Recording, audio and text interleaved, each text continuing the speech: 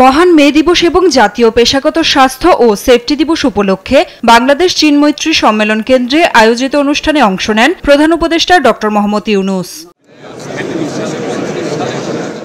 দিবসের গুরুত্ব তুলে ধরে তিনি বলেন, নতুন বাংলাদেশ গড়তে হলে শ্রম সংস্কার প্রস্তাবনাগুলোর বাস্তবায়ন প্রয়োজন।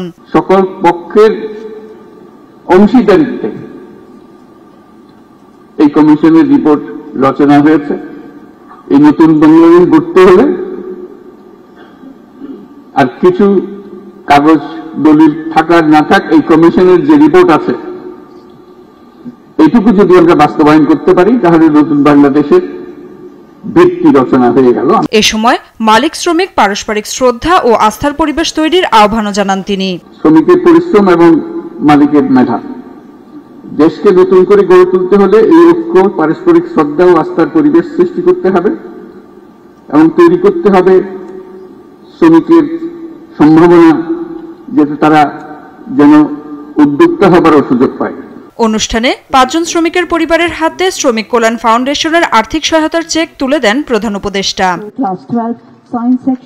নাফিয়া ফারজানা, দেশ টিভি, ঢাকা।